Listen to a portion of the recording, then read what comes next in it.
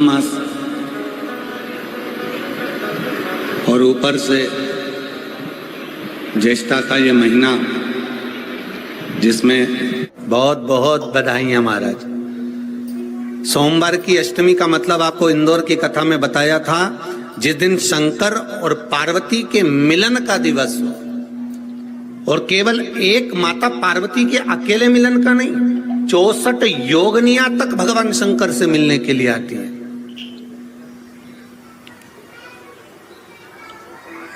64 योगनियां कहते हैं भगवान के जितने जितने विवाह हुए थे ना, उमा से, सती से, कात्यायनी, कुष्मांडा, चंद्रघंटा, स्कंदा, ये जितने जितने जितने भगवान के विवाह हुए थे, अनेक अनेक उमा आदि आदि जितनी भी भगवान की जो मंगल विवाह हुए थे, सारी माता पार्वती के जितने अंश हुए हैं, माता पार्वती के जितने स्वरूप हुए हैं, ये सारे स्वरूप सारे अंश माता पार्वती के।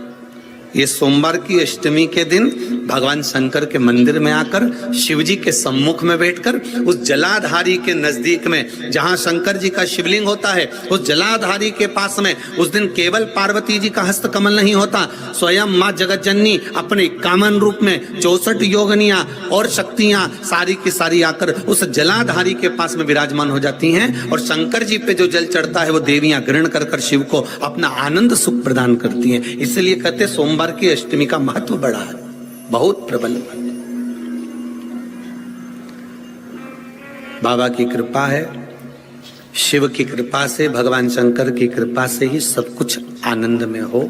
और हम तो कहेंगे एक लोटा पानी चढ़ाने से पीछे मत हटना। सोमवार की अष्टमी के दिन शंकर के मंदिर जरूर जाना, बेलपत्र जरूर चढ़ाना, बाबा से विनय जरूर करना, निवेदन करना, बाबा को पूजन करना, घी का दीप लगाना और बाबा से विनय करना, बाबा मेरी ये मनोकामना है, मैं तो आपके चरणों में समर्पित करने के लिए आई, मेरी ये विनती को स्वीकार कर लो।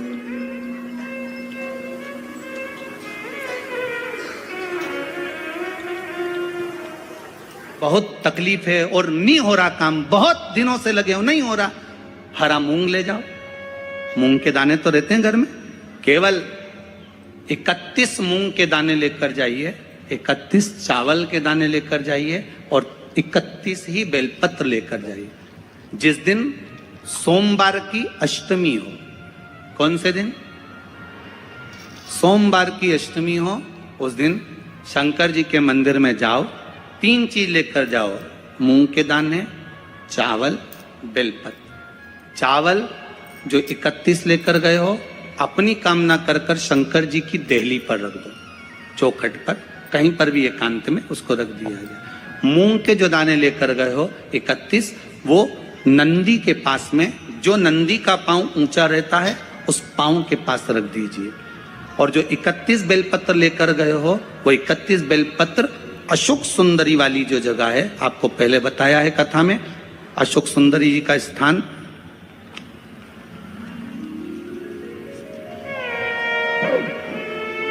ये शिवलिंग, ये जलाधारी जहां से पानी बहता है, उसके बीच में एक मोटी सी लाइन होती है जो शंकर भगवान की छोटी लड़की अशोक सुंदरी का स्थान है।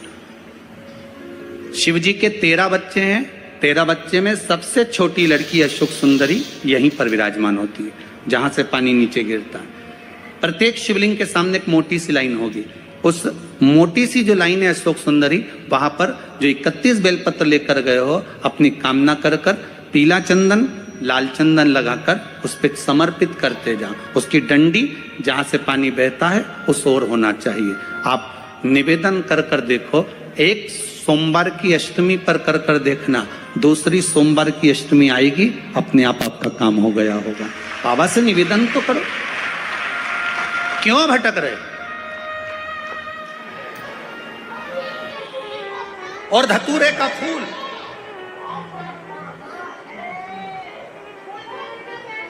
कांटे वाला धतूरा, और उसमें लगने वाला एक पुष्प। आस्था चैनल पर आप लोग देख रहे होंगे धतूरे के फूल का दर्शन।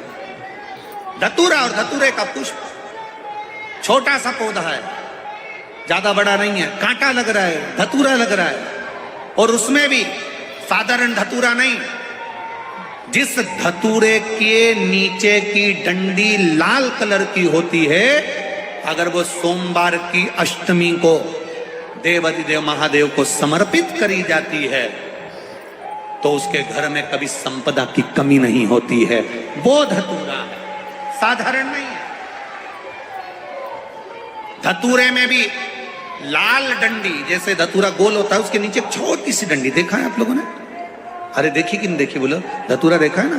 धतूरे के अंदर एक नीचे छोटी सी डंडी होती है, जब तोड़ोगे तो वो डंडी का कलर अगर लाल है, वो डंडी का कलर अगर लाल है, और कभी हम तो कहेंगे जैसे बड़ी बीमारी जिसको हो जाती है, लीवर, किडनी, कैंसर आदि आदि बड़ी बीमारियों से जो जूझ रहा होता है, प्रयास करो, प्रयास महामृत्युंजय का जाप कर कर, महामृत्युंजय का स्मरण कर कर, एक लाल डंडी का धतूरा प्रयास करना, एक धतूरा मिल जाए या 5 धतूरे मिल जाए किसी भी एकांतेश्वर महादेव पर, जो शिव मंदिर एकांत में हो, जहां कोई जाता आता नहीं हो।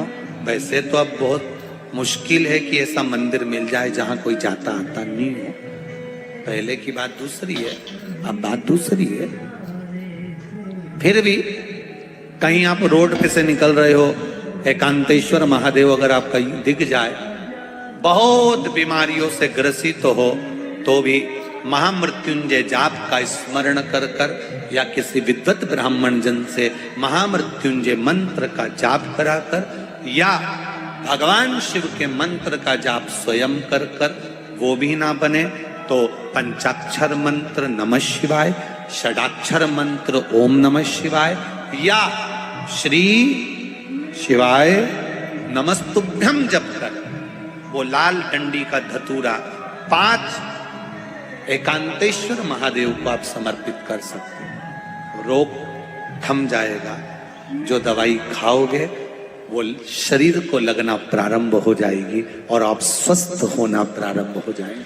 अगर बड़ा रोग, एक बात अपने जीवन में उतार कर रखिएगा, सोमवार की अष्टमी, शिवरात्रि या सोमवार, प्रदोष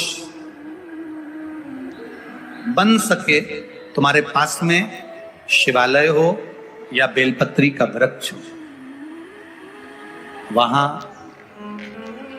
दीप दान अवश्य करना चाहिए। अब एक बात का स्मरण आपको रहे थोड़ा सा, अगर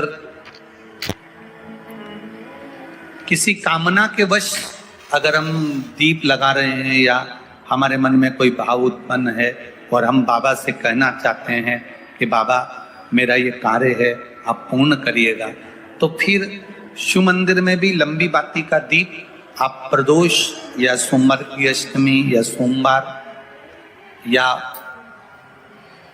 आप शिवरात्रि को बाबा से निवेदन कर कर लगा सकते।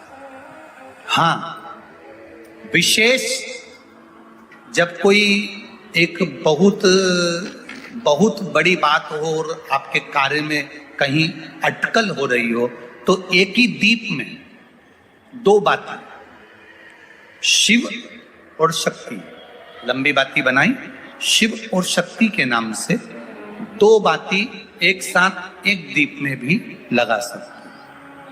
पर कब?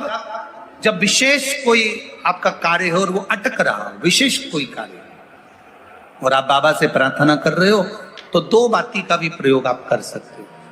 आप लोग तो जानते होंगे कि सोमवार की जो अष्टमी होती है, शंकर और पार्वती के मिलन का दिन होता है। किसके मिलन का है? जम के बोलिए। शिव और पार्वती के मिलन का दिन होता है सोमवार की अष्टमी का दिन। साल भर में लगभग 4 या 5 सोमवार की अष्टमी पड़ती है, इससे ज्यादा नहीं पड़ती। पर भाग्यशाली हो आप सब, अब की बार तो लाइन से 2 बार पड़ रही है शायद, एक सोमवार अष्टमी। शिव और पार्वती के मिलन का दिन होता है सोमवार की अष्टमी।